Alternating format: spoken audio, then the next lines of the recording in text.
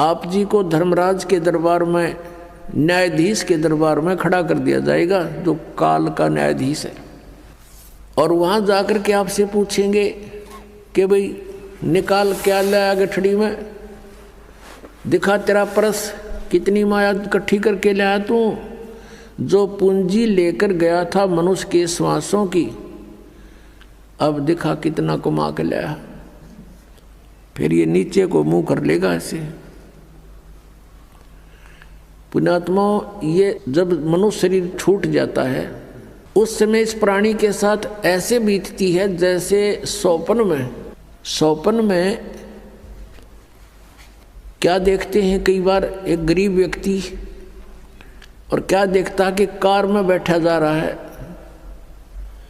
एक बताया था व्यक्ति,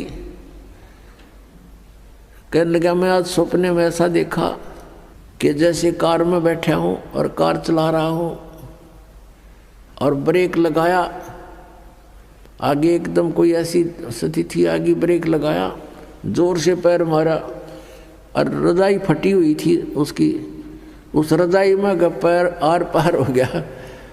फिर वह आँख खुल गई, यानी निंद्रा भंग होगी, देखो होता है वो पैर छोड़ दिया। फिर जब स्वप्न टूटा तो देखा ना कार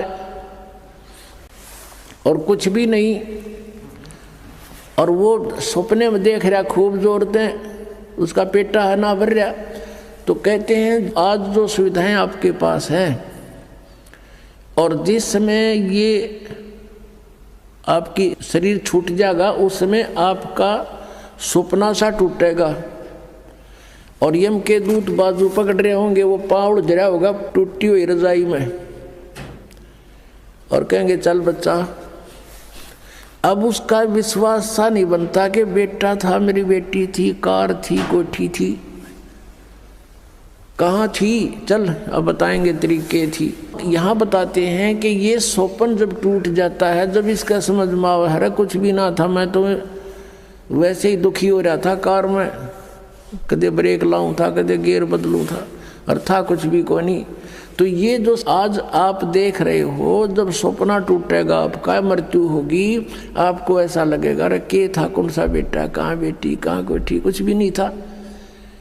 अब समझ लेना सपने के बाद आपको क्या प्राप्त होता है, याद रह जाती है वो। तो धर्मराज के दरबार में जा करके इसको खड़ा कर दिया जाता है। फिर वो पूछता भाई निकाल, उसको तो मालूम तो होता है ये सारा। तो फिर वो क्या बहाना मिलाता है, क्योंकि उसको याद आ जाती है कि मैं वायदा करके गया था भगवान से, हे परमात्मा जब के मनुष्य शरीर मुझे मिल जावे तो मैं सदा भगवान याद करूँगा, पेट के लिए थोड़ा बहुत कार्य भी करूँगा, लेकिन ज़्यादा समय मालिक तेरी याद में बिताऊँगा। अब मुझे सब याद आ गया है। उस समय उसको पिछले पुण्यों जन्म जन्मांतरों के सारे दुख याद आ जाते हैं, और जब ये मनुष्य शरीर प्राप्त करके वहाँ से चलता है, इसको बार बार समझाया जाता है कि अब के गलती मत करना। तो ये कहता नहीं जी, पीछे गलती बनी सो बनी, आगे नहीं करूँगा। माँ के गर्भ में भी इसको याद रहता है। माँ के गर्भ से बाहर आते ही इसके ऊपर तीनों गुणों का ऐसा एकदम प्रभाव बन जाता है, ये सब भूल जाता, अचेत हो जाती आत्मा।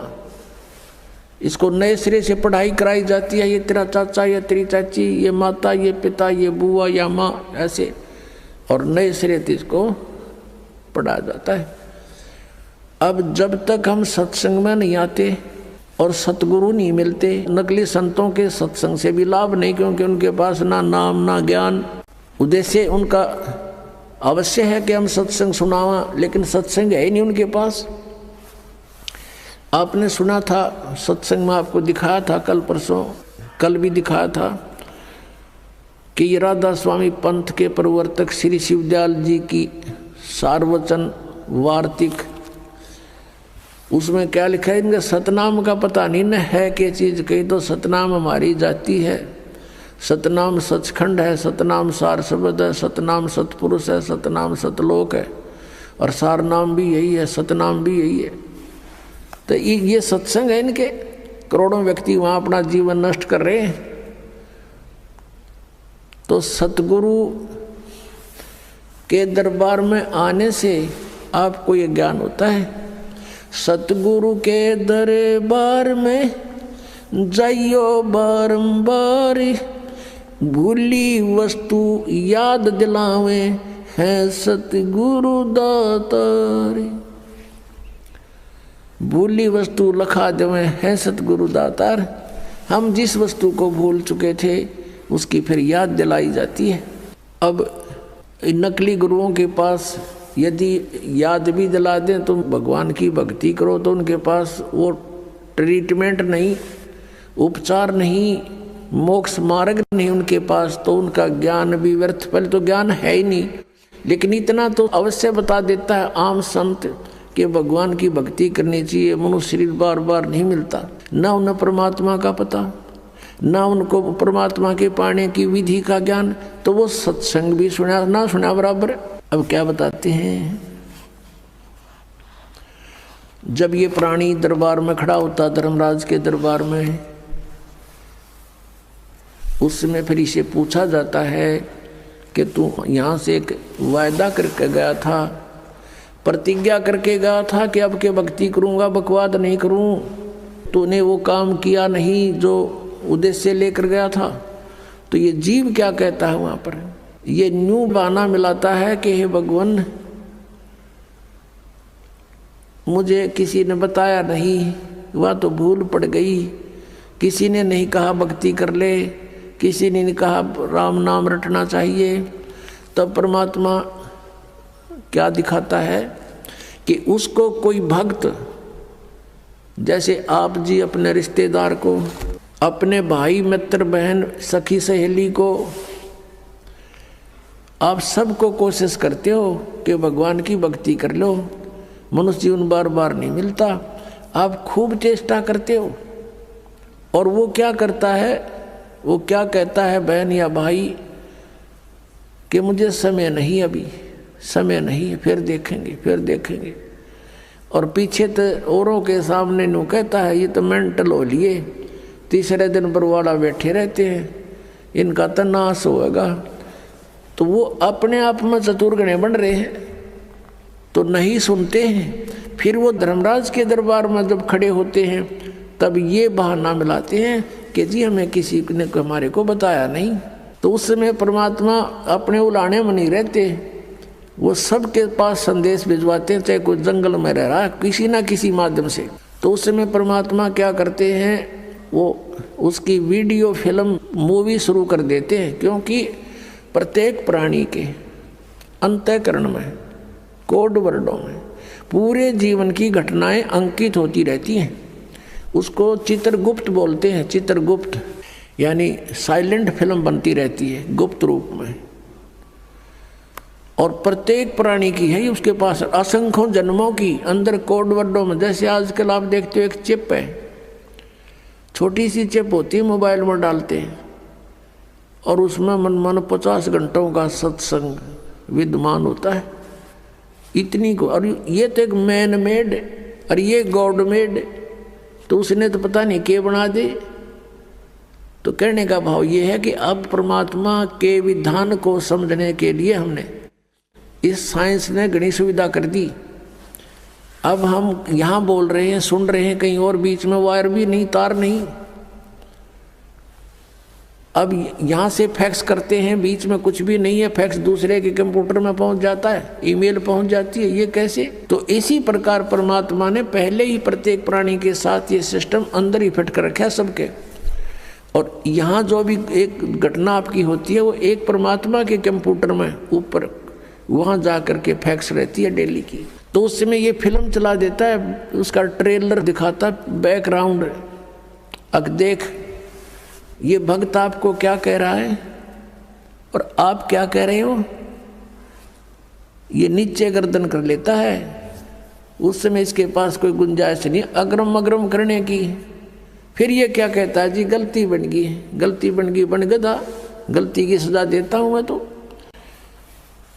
अब फिर क्या रहा उसके पीछे। तो यहाँ परमात्मा कहते हैं कि आपको समाज से केवल सामाजिक क्रियाओं का ज्ञान ही हो सकता है, और सत्संग में आने से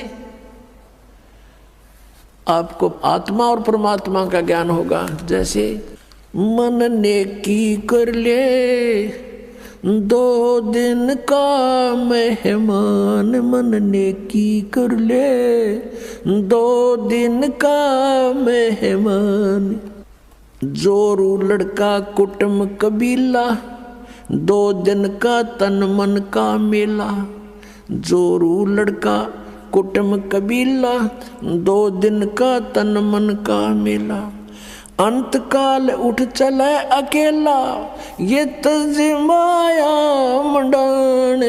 मन नेकी कर ले 2 दिन का मेहमान, मन नेकी कर ले 2 दिन का मेहमान। कहाँ से आया कहाँ जावेगा, तन छूटे तब कहाँ समावेगा।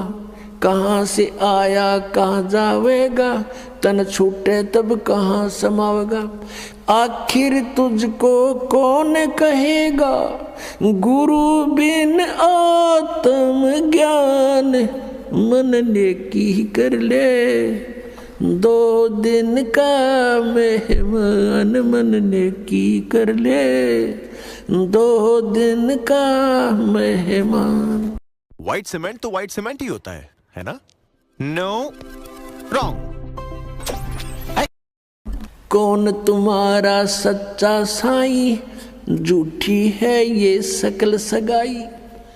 अब परमात्मा कहते हैं तू नो पहचान कर ले तेरा सच्चा मालिक कौन है, सच्चा साईं कौन है। और फिर कहते हैं ये जो तेरे नाते हैं, रिश्ते हैं, ये तो अस्थायी है। आपको यहाँ एक लालच में भलो कर रखा हुआ है। कौन तुम्हारा सच्चा साई, झूठी है ये सकल सगाई। चलने से पहले सोच रे भाई, कहाँ करेगा विश्राम। मन नेकी कर ले 2 दिन का मेहमान, मन नेकी कर ले 2 दिन का मेहमान। हर हट माल पनघट जो भरीता, आवत जात बरे और रीता। जुगन जुगन तू मरता जीता, करवा ले रे कल्याण। मन नेकी कर ले 2 दिन का मेहमान, मन नेकी कर ले 2 दिन का मेहमान। 184 की सह तरासा, ऊंच नीच घर लेता बासा। 184 की सह तरासा, ऊंच नीच घर लेता बासा। कह कबीर सब मिटाऊं रसा, कर मेरी पहचान। मन नेकी कर ले 2 दिन का मेहमान, मन नेकी कर ले 2 दिन का मेहमान। 184 की सह तरासा, ऊंच नीच घर लेता बासा। 184 की सह तरासा, ऊंच नीच घर लेता बासा। कह कबीर सब मिटाऊं रसा, कर मेरी पहचान। मन नेकी कर ले 2 दिन का मेहमान, मन नेकी कर ले 2 दिन का मेहमान। अपना आत्माओं, हम बहुत ही अनजान हो चुके हैं, भगवान से दूर हो लिए, और हम इस काल के इन नकली चोचलों में घने रंगे जा चुके हैं। हम अपने परमात्मा को पहचान नहीं पा रहे। अब परमात्मा आए, आप देखोगे इतना मोटा कबीर सागर है, कबीर साहब की वाणी। कबीर साखी न्यारी रहेगी, कबीर बीजक अलग है, और कबीर साहब की शब्दावली न्यारी। तो उस परमात्मा का उद्देश्य क्या था, इतना थूक बिलोने का? क्योंकि वो हमारा पिता है और वो चाहता है कि अपने बच्चों को मैं ऐसा ज्ञान दे दूं ये मुझे पहचान ले और परमात्मा को ना पहचान कर हम इस काल के जाल में असंख्य युगों से फंसे हुए हैं। अब इसमें क्या बताया है कि मन नेकी कर ले तो 2 दिन का मेहमान। इस संसारिक सुख को संपत्ति को जोड़ने में अपना जीवन नष्ट ना करे और जो तुझे मिलना है वो निर्धारित कर रखा पहले ही, इससे कम नहीं रहेगा, ज़्यादा नहीं मिलेगा तुझे। हम भगवान के विधान को भूल के और दुखी हो रहे हैं। हम किसी का कोई मान ले 2 पैसे कमा रहा है तो ईर्ष्या बनती है कि ये क्यों कमा रहा है, फिर होड़ बनती है मैं भी कमाऊं, और आप कमाने लगे उसमें घाटा पड़ गया तो फिर दूसरा तरीका अपना होगा, कोई चोरी ठगी मिलावट का रिश्वत का, फिर उसका कितना भयंकर दुख उठाएगा। तो कहने का भाव ये है कि इस तरह की जो पीड़ाएं हमें हो रही हैं बिना ज्ञान के हो रही है। अब भगवान आकर के हमें क्या बताता है कि तेरी पत्नी और पुत्र, जोरू लड़का और ये कुटुंब कबीला, ये 2 दिन का तेरे तन मन का मेला, और अंत समय उठ चले अकेला। ये तज माया मंडान जो तूने बैंक बैलेंस बना दिए, माया के ढेर लगा रखे हैं, 1 सेकंड में छोड़ कर चला जाएगा। इसने पता नहीं किस पर दुरुपयोग करेंगे तेरे पुत्र, और दंड तने भोगना पड़ेगा जो इसे पाप से पैसा जोड़ा। और फिर क्या बताते हैं, कहाँ से आया कहाँ जावेगा, तन छूटे तब कहाँ समाओगा। अरे हम घर से चलते हैं, जिस दिन किसी कारण से हम दूर देश जाना होता है दूसरे शहर में, तो जाने से पहले रात को रुकने की व्यवस्था कर लेते हैं कि कहाँ पर रुकेंगे, कुछ ना कुछ सोच के चलते हैं। चाहे ये सोच कर चलें होटल में रहेंगे, या ये सोच कर चलें कि वहाँ धर्मशाला में रहेंगे, या कोई मित्र रिश्तेदार का कोई एड्रेस ले लेते हैं। और संसार छोड़कर चलते हैं हम, कोई एड्रेस लेकर नहीं चलते, ना कोई व्यवस्था पैसे जेब में लेकर चलते कि वहाँ कुछ आगे जरूरत पड़ेगी। तो शरीर छोड़कर जाने के लिए जो करेंसी हमने ले जानी होती है वो पहले से ही उसके चेंज करानी पड़ती है करेंसी को।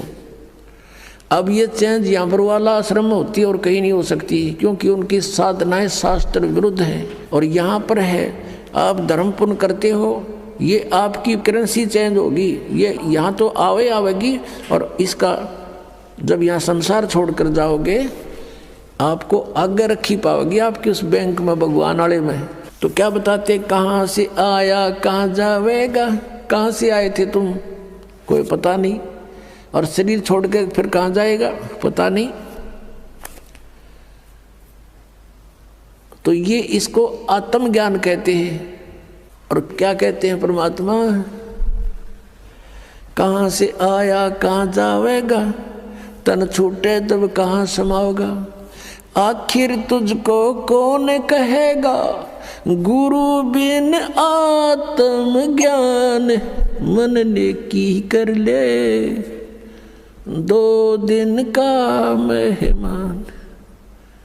अपना आत्माओं, हम इतनी गहराई से सोचते नहीं भगवान के इस विचार को, वो क्या कहना चाहते हैं।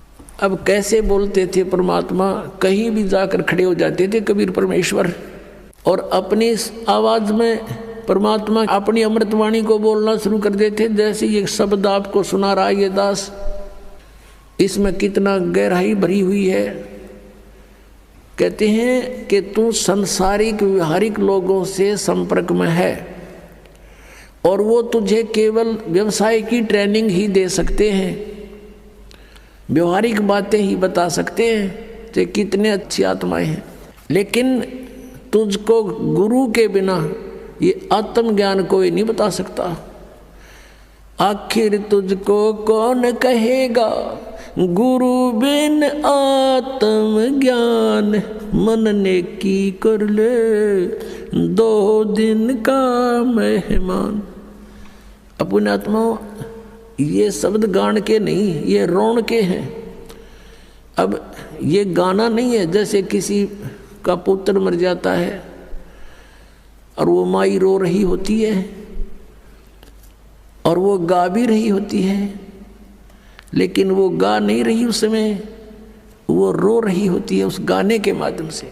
तो यहाँ परमात्मा रो रहे हैं हमारे को कि तू कहाँ संसारिक व्यवहारिक बातों में सारा जीवन नष्ट कर रहा है, तुझे गुरु के बिना कौन बताओगा, तू कौन है, कहाँ से आया, उद्देश्य क्या था तेरा, आखिर तुझको कौन कहेगा। गुरु बिन आत्मज्ञान है और उसके निकट नहीं जा रहे तुम। आप देखते हो कितने व्यक्ति सत्संग में आते हैं, बाकी सारे अपने पेट के लिए दिन रात बस दौड़ धूप मचा रहे हैं। और ये सौभाग्य आपका कि आप गुरु का ज्ञान सुनने को मिल गया। ये नकली गुरुआं तभी बात ना बनती परमात्मा के सामने। इस काल ने कितनी कठिनाई पैदा करी, झूठे गुरु भेज दिए, नकली ज्ञान बतावें, नकली नाम बतावें, और ये भोली आत्मा उनको परम धनी मान कर, पूर्ण गुरु मान करके आंखें बंद करके बैठे श्रद्धालु। अब उनको कहते हैं कि तुम्हारी साधना गलत है, वो नाराज हो जाते हैं और लड़ने को उतारू हो जाते हैं। अब भोली आत्मा है, उन्होंने तो उनको पूर्ण संत मान रखा है, उनको क्या कहेगा पता नहीं। तो पुण्यात्माओं, यदि आप किसी मार्ग पर जा रहे हो, आगे से आपको कोई कहता है कि ये मार्ग ठीक नहीं आपका, तो बुद्धिमान व्यक्ति को वहाँ रुक जाना चाहिए, उसकी बातों पर कुछ जोर देना चाहिए, उसके साथ झगड़ा नहीं करा कि तू झूठ क्यों बोल रहा है, क्यों गलत बता रहा है मेरे मार्ग को। इसमें लड़न की के बाद से भाई, अगर आपको कॉन्फिडेंस है कि मैं सही जा रहा हूँ तो चला गया, नहीं इसने जैसा कहा उसको आपको बता दिया भी, अगर रास्ता ठीक नहीं तेरा यूँ, तो उसके साथ झगड़ा नहीं करना होता। कोई भी ना करता ऐसे तो, बल्कि विचार करता आदमी कि सचमुच इसने क्यों ऐसा कहा, भाई पता तो करें, कारण पूछे, फिर वो कारण बतावे, उससे ना यकीन हो दूसरे तो पूछे, तीसरे तो पूछे, तो जब फाइनल हो जाए उस मार्ग पर फिर चलना चाहिए। और इसी में यही बुद्धिमता है। तो पुण्यात्मा दास बार बार कह रहा है कि ना तो राधा स्वामी पंथ, दन दन सतगुरु पंथ, जय गुरुदेव पंथ वालों के पास मोक्ष मार्ग नहीं है, ये जीवन नाशक हैं, ये बिल्कुल इनके नाम भी गलत, इनका ज्ञान भी गलत। और इनके प्रवर्तक की आपको दिखा दी तो शिवदयाल जी की के दुर्गति हुई कमरा, शिवदयाल जी की मरने के बाद वो भूत बन गया और वो बलोचिस्तानी सामस्ताना खेमामल जी इंजेक्शन रिएक्शन से मृत्यु होगी। और एक और हुए उनके बाबूजी साहब, उसकी हिस्ट्री पढ़ लो तो वो कितने जन थे भुगत का मेरा। अब क्या बताते हैं परमात्मा, कहते संशय शोक सराय में सूतक दिन राती, और जीवित जग में जूती पड़े फिर जम तोड़े छाती। यहाँ बिरान मैटी हो ले गया संसार में, वो भूत बन के बुक्की में बोला है। और आगे कहते जम तोड़े छाती, यम के दूत बकलता रहेंगे। अब क्या बता रहे हैं परमात्मा कि यो सौदा फिरना ही संतो, यो सौदा फिरना ही, ये लोहे जैसा ताव जात है काया देश राही, और तीन लोक और भवन चतुर्दश सब जग सौदे आही। फिर बताते हैं कि ये दम टूटे पिंडा फूटे लेखा दरगाह माही, उस दरगाह में मार पड़ेगी त्रियम पकड़ेंगे बाही। वहाँ पर ना किसी की पेश चले, चाहे कोई राष्ट्रपति है, मृत्यु होने के बाद यम के दूत उसको गिरफ्त कर लेते हैं तुरंत और वहाँ खड़ा कर देते हैं दरबार के अंदर। एक उदाहरण बताया परमात्मा ने अपनी वाणी में कि एक प्रियव्रत नाम का राजा था, उसने पहले तो तप किया, तप से उसको राज्य प्राप्त हुआ, और जब राज्य का समय पूरा हुआ तो यम के दूत पकड़ कर ले गए, उसको धर्मराज के दरबार में खड़ा कर दिया। यम के दूत जब लेने आए प्रियव्रत को, उसने कहा कि मुझे कुछ सांस और दे दो जीने के लिए। उसका बहुत लंबी आयु थी, बहुत लंबी आयु तक उसने राज्य किया था और फिर भी जीने की आशा थी। कहा यम के दूतों से कि मुझे कुछ और सांस दे दो। यम के दूत कहने लगे खबरदार, दे तूने सांस लिया तो तेरे श्वास पूरे हो चुके हैं। चलो धर्मराज के दरबार में लेकर गए, वहाँ उसका अकाउंट बताया गया कि इतने वर्ष तूने तप किया था, उसके प्रतिफल में इतने वर्ष तूने राज्य कर लिया। अब बता कुछ करके लाया आगे के लिए। अब वहाँ तो सब पता होता है, उसकी जेब में पता लग जाता है कितना सामान है। कहने लगा जी नहीं, तकसीर होगी। कहने लगे इसका काला मुंह करो। अब प्रियव्रत कहता है मेरा काला मुंह क्यों किया जाता है, राजा था पूरी पृथ्वी का। तो धर्मराज ने कहा कि भक्ति के लिए भेजा था, भक्ति करे नहीं डले डोए। और फिर वो प्रियव्रत कहता गलती बन गई। धर्मराज कहता मैं तो गलती की सजा देता हूँ, जाओ पशु की योनि में जा राजा, अब गधा राजा बन जा। परमात्मा कहते हैं कबीर हरि के नाम बिना ये राजा रसब हो, रसब माने गधा, और माटी लदे कुमार के और घास न डाले कोई। अपनात्मा वो परमात्मा कितने दयालु हमें कितनी कितनी वाणी बोल करके बता रहे हैं, और साथ में ये भी बता रहे हैं कि तू मुझे पहचान ले, तेरा सब झंझट खत्म कर दूंगा, ये रास्ता खत्म कर दूंगा जन्म और मृत्यु का। तो पुणात्माओं कहते हैं उस दरगाह में मार पड़ेगी, यम पकड़ेंगे बाही, जा दिन की मुझे डर नहीं लागे, लज्जा रहे कि नहीं। फिर क्या बताते हैं कि नर नारायण देह पातू फिर 84 जाही। परमात्मा जैसा शरीर मनुष्य का आपको मिला है, परमात्मा का ऐसा ही मनुष्य सदृश शरीर है, इसलिए परमेश्वर को भी पुरुष कहते हैं, और उस पुरुष ने मनुष्य को अपना शरीर दिया है तो मनुष्य को भी पुरुष बोलते हैं। तो क्या बताते हैं कि परमात्मा का जो मटेरियल है शरीर का वो हमारे जैसा नहीं है। ऐसनाविरम शुक्रम अकायम, ऐसनाविरम, उसका शरीर माता पिता के योग से बने शुक्र का नहीं है, उसकी शरीर में नाड़ी आदि का व्यवस्था नहीं है, वो स्वयंभू है, परिभू है, वो कबीर मनीषी है, सप्रियागात है, सबसे प्रथम देहधारी वही परमात्मा है। अब क्या बताते हैं कि नर नारायण देह पाकर तो फिर 84 जाही, कुल परिवार तेरा सकल कबीला, मसलत एक ठराई, बांध पिंजड़ी आगे धर लिया मरघट को ले जाही। मृत्यु होते ही कुल के लोग इकट्ठे हो जाएंगे और उसी समय कहेंगे उठाओ इसको, उठाओ जल्दी करो, और उसी समय उठा के कहते बांध पिंजड़ी आगे धर लिया मरघट को ले जाई, और अग्नि लगा दिया जद लंबा फूक दिया उस ठाई। अब शरीर तो फूक दिया, अब आगे फिर इन नकली गुरुओं ने एक और नया प्रोसेस शुरू करा दिया। कहते हैं पुराण उठा फिर पंडित आए, गुरुजी आगे और पीछे गरुड़ पढ़ाई। तेरा गजब भैया। परमात्मा कहते हैं जो मरने वाला मर गया और अब उसके उपलक्ष्य में गरुड़ का पाठ करा रहे हो तुम। अब गरुड़ पुराण में बहुत ही ऐसी बातें हैं जो जीव ने पहले पढ़ लेनी चाहिए। उसमें लिखा है कि एक ने ऐसा जुल्म किया था, उसका बेटा मर गया, उसने ऐसा अपराध किया था, उसकी आंखें फूट गई। एक ने ऐसा अपराध करते थे, उसके हाथ कटते हैं। यम के दूत आते हैं, जो भक्ति नहीं करते, सच्ची भक्ति नहीं करते, उनको पकड़ कर ले जाते हैं, जो दान धर्म नहीं करते। और आगे क्या देखते हैं कि ऐसी गर्म जमीन के ऊपर से ले जाते हैं नंगे पैरों उसको। आगे जो शुभ कर्मी प्राणी हैं वो भंडारा छक रहे होते हैं, खीर खांड हलवे उनके लड्डू जलेबी खा रहे होते हैं। और वो कर्महीन प्राणी, भक्तिहीन प्राणी, दानहीन प्राणी वहाँ से जाता है और देखता है, उनको कहता है यम के दूतों से, भगवान के दूतों से कि भाई मुझे भोजन करा दो, मुझे भूख लगी है। वो कहते हैं नहीं, तेरे शुभ कर्म नहीं हैं, चल तुझे भगवान के दरबार में पेश करके तुझे फिर कुटाई करेंगे तेरी।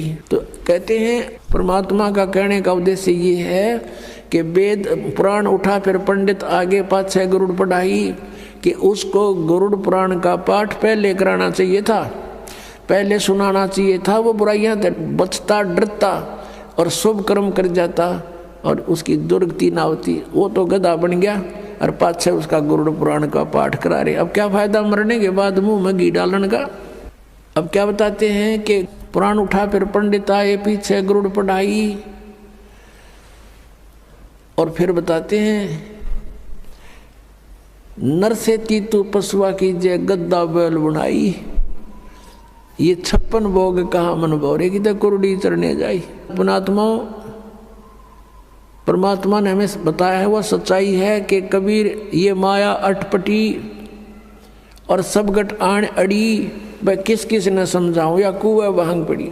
हमने इस काल के नकली इस सुख की भांग पी रखी है इस कुएं में, काल के कुएं में। और सबके एक जैसी ही बुद्धि होगी। जैसे शराब पिए हुए व्यक्ति या भांग पिए हुए व्यक्ति आपने चाहे 100 मिल जाए रास्ते में, उनकी एक जैसी भाषा होती है, एक जैसी चाल होती है। लटक दे हैं किधर पैर टेकें किधर इधर जावे, बोल रहे तो और में बोलेंगे। तो किसी ने बात करके देख लो, जिन्होंने नशा कर रखा वो एक जैसी भाषा जानते हैं। तो हम सभी को इस काल ने भांग प्या रखी है झूठे सुख की, और सभी हम इसी में इतने मस्त हो रहे हैं। और यहाँ परमात्मा याद दिलाते हैं, जिसकी भांग उतर जाएगी। एक व्यक्ति शराब पिए पड़ा था और ऐसी गंदे स्थान पर गिरा हुआ था, फिर उसको उठा कर लाए घर वाले। और सुबह फिर नहा धोकर वो गया ना, उसका छोटा लड़का बताता है साथ में, पापा शाम ना आप यहाँ पड़े थे। वो कहता मैं यहाँ था, यहाँ पड़ा थे तुम, बता। शराबी ने बेटा ने कहा पापा रात को आप यहाँ पड़े थे। और फिर वो कह रहे तेरा के जो ये इधर बहुत बुढ़ी जगह है। अब जब पड़ा था अपना टिट्टी पाक रहा था, जब उसको इस बात का पता नहीं था, तो इसी गंदे स्थान पर पड़ा है। तो हम आज जिस स्थान में रह रहे हैं ये ऐसी स्थिति में रख रखा हमारे को। और जब यह भांग उतरेगी आपकी, आपका ताला बेली लाग जाएगी, अंतःकरण में उचाटी पैदा हो जाएगी। अब क्या है, इस काल ने तो हमारे को बुरी तरह फंसा रखा। पुण्यात्मा सच कर मान लेना। पहले तो दुख में पीड़ रखा, अब परमात्मा के दरबार में आओगे आपको सुख होगा। और सुख में फिर आपने सोचोगे ठीक काम चल रहा है, अरे थोड़े दिन में फिर भूल पड़ने लग जाएगी। तो इसके लिए परमात्मा कहते हैं, सुख के माथे पत्थर पड़ो, नाम हृदय से जावे, बलिहारी उस दुख के जो पल पल नाम रटावे। अब कबीर साहब कहते हैं, आपने ये धारणा बनानी चाहिए कि आग लगाई से सुख का जिससे भगवान की भूल पड़े। हे भगवान, ऐसा सुख भी ना देना जिससे आपकी भूल पड़े, ऐसा दुख भी दिए रखना परमात्मा। धन्य है वो दुख जिससे आप याद आओ, आपके ऊपर कष्ट आए, आपने सब जगह ट्राई की, नहीं बात बनी, आप यहाँ भी ट्राई करने आए हैं कुछ तो। और यहाँ तो यह बात पक्की बनेगी जब मन में आपने सच्चे दिल तो भक्ति की और नाम ले लिया था। मर्यादा रखनी पड़ेगी, तो फिर आपको ये सुख तो होंगे ही होंगे। लेकिन इन ही सुखों तक सीमित मत रहना। यहाँ आने वाले को एक आगाह किया जाता है कि बरुवाला आश्रम आने से पहले आप केवल दुख निवारण कराने के लिए उद्देश्य लेकर मत आना। यहाँ उद्देश्य लेकर आओ कि हमने जन्म मृत्यु के कैर से बचना है।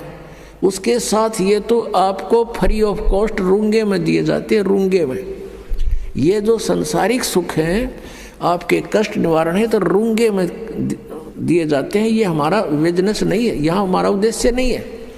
अब जैसे पहले समय में गाँव में कोई ये सब्जी बेचने आया करते और कोई फल फ्रूट भी बेचने आते थे, तो वो कैसे सौदा करा करती थी हमारी दादी।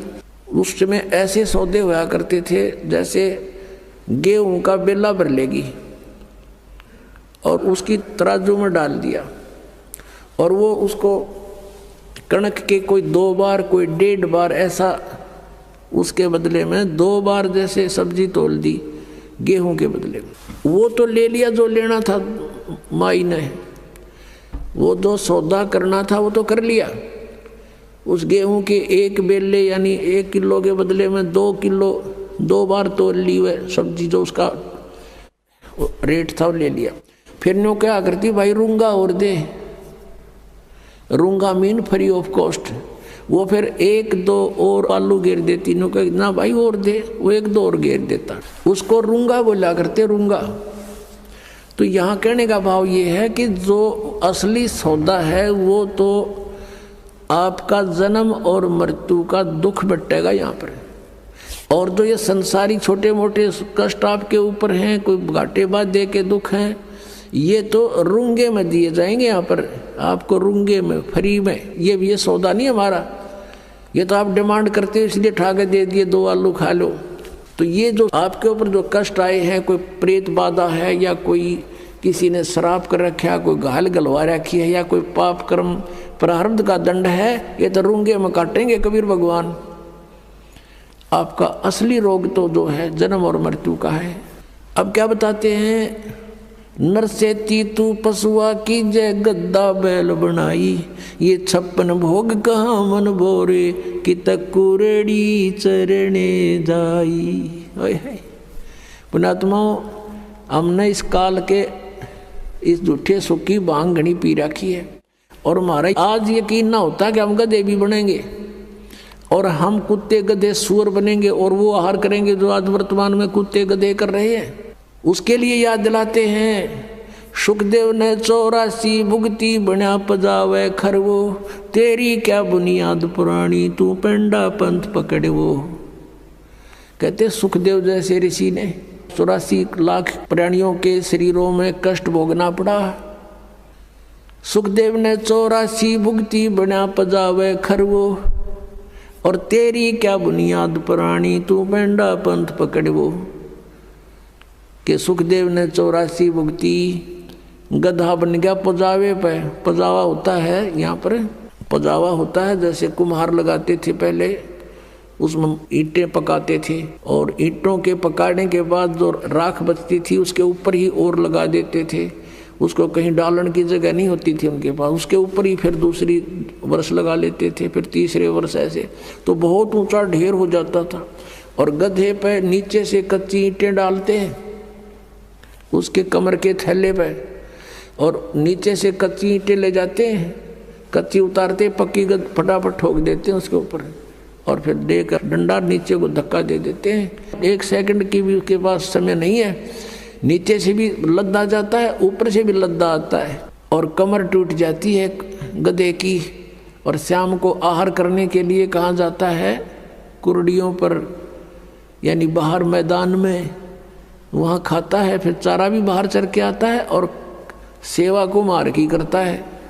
और फिर टूटी कमर पर जख्म हो जाता है, उसको कौवे नोचते हैं। उसी जख्म के ऊपर आते ही कुम्हार जो कानू वो थैला रख देता है, और ईंटें भर के फटाफट उसको स्टार्ट कर देता है, लेकर लठ। और फिर देखो पुणात्मा, अपना शरीर यहाँ कहीं से छुल जा, खाल थोड़ी सी किसी कारण से भी, और उसके ऊपर कपड़ा भी लग जाना, कपड़ा वैसे भी आंखों में पानी आता है, इतनी पीड़ा होती है। और आज वो अफलातून जब राजा बना हुआ था, भक्ति करी नहीं, सत साधना की नहीं, आज गधा बना हुआ है, कमर टूटी है, ऊपर थैला, और थैले के अंदर से कोरस सैंड, यानी वो खोरा ईंटों का जो रेत, वो जख्म पर गिरता आकर के, और ऊपर से ईंटों की रगड़ लगती है उसके, ऐसे चलते चलते, और उसकी आंखों में से पानी आता है, वो कुछ नहीं कर सकता, विवश है। अपनात्माओं, पहले तो हम भी ऐसे ही थे, अब परमात्मा की दया से आत्मा निर्मल हुई, ये बातें याद आती हैं तो भी शरीर कांप जाता है। और एक बार नहीं, असंख्यों बार, एक बार नहीं असंख्यों बार ये कष्ट उठाए हमने। अपनात्माओं, आपको कितना राहत होने जा रही है, कितना लाभ होने जा रहा है, आप नहीं समझ सकते इसको। और हम कितना कष्ट उठा चुके हैं असंख्यों बार। ये तो एक बार के गधे का एक दिन की बता रहे हैं, ये कष्ट एक दिन में ऐसा होता है, और एक गधे का जीवन कितना है। अब इसलिए बताते हैं सतगुरु के उपदेश का, जय सतगुरु की संगत करते सकल कर्म कट जाई, अमरपुरी पर आसन होते जहां धूप ना छाई। यदि सतगुरु की संगत करते, शरण में आ जाते, ये नकली सतगुरुओं की नहीं बात बनती, तो कहते हैं ये कैसा दुख आपके ऊपर हो रहा है, किस प्रकार बाईपास निकालेंगे संत। अब कितने दुख होते हैं प्राणी पर। आध्यात्मिक मार्ग को आध्यात्मिक घटनाओं से ही तोला जाता है, किसी के कहने मात्र से नहीं। आपको दिखाते हैं कि इतिहास, एक पुण्यात्मा का, उसके ऊपर कितनी आपदाएं आई। और जो धन आपको प्राप्त होने जा रहा है, जो ज्ञान और भक्ति और विधान आपको मिलने जा रहा है, उससे आपको कितना बेनिफिट होगा, कितना राहत मिलेगी। अब परमात्मा कहते हैं धर्मदास तो 1,00,000 दुहाई और ये सार शब्द की दबार न जाई। आज तक जो परमात्मा ने इस तत्व ज्ञान को और इस तत्व नाम को, सार नाम को, असली मंत्र को छुपा के रखा हुआ था, क्योंकि सतयुग त्रेता द्वापर में ये प्राणी दुखी नहीं होता और पिछले पुण्य कर्म इसके घने साथ होते हैं, जिस कारण से कोई भी कुछ भी साधना भक्ति कर रहा होता है उसमें भी वो सुखी रहता है। वो ये सोचता है मुझे इस साधना से ये सुख प्राप्त है। इस कारण से सतयुग त्रेता द्वापर में परमात्मा ने काल को छूट दे दी थी। इसने प्रार्थना की करके मांगा था और कह दिया था ठीक है भाई, 3 युगों में हम नहीं ले जाएंगे प्राणी, और चौथे युग कलयुग में हम ले जाएंगे। तो कलयुग से पहले का कोई इतिहास दिखा दो, कोई मुसलमान न्यारा बना हो या ईसाई अलग बना हो या कोई जैनी अलग बना हो। हम वेदों अनुसार साधना करते रहे, एक ही हमारा इतिहास था, वर्ण केवल कर्म आधार से थे। अब कलयुग में देख ले हमारे अंदर कितनी इसने फूट डाल दी। कोई हिंदू बनाया, कोई मुसलमान बनाया, कोई ईसाई बनाया, कोई सिख बनाया, कोई कुछ बना दिए, हमें अलग अलग बांट दिया। इसको डर था कि कलयुग में परमात्मा से वायदा हुआ है वो आएंगे या अपना कोई दास भेजेंगे अपनी शक्ति देकर, तो उस समय तक ऐसा कर दो इन प्राणियों को ये कति कंडम हो जाए, एक दूसरे के शत्रु हो जाए, कोई एक दूसरे की साधना को गलत बता दे तो मरना तैयार हो जाए। ऐसे समय में परमात्मा ने ये स्टार्ट किया है। लेकिन ये बुद्धिहीनता हमारी, मान ले मैं आपके मार्ग को गलत बता रहा हूँ और आपको कॉन्फिडेंस है सही है तो मेरी बातें ना सुनो, इसमें झगड़े की क्या बात है। तो ये एक काल ही करवाता है। लेकिन अब परमात्मा की मेहर होगी अपने बच्चों पर, समाज शिक्षित है, सब इतिहास हमारे पास है, हमारे सदग्रंथ प्रत्येक धर्म के प्रत्येक धर्म वालों के पास है। अरदास उसमें बताओगे ऐसा लिखा, आप खोल कर देख लेना, बात समझ में आ जाएगी। तो अभी तक हम सतगुरु ना मिलने से कितना कष्ट उठाया। सतगुरु के उपदेश का लाया एक विचारे, जय सतगुरु मिलते नहीं फिर जाते नरक दुआरे। नरक द्वार में दूत सब करते खेचा ताने, उनसे कभू ना छूटता फिर फिरता चारों खानी। 4 खानी में भरमता कबू न लगता पा।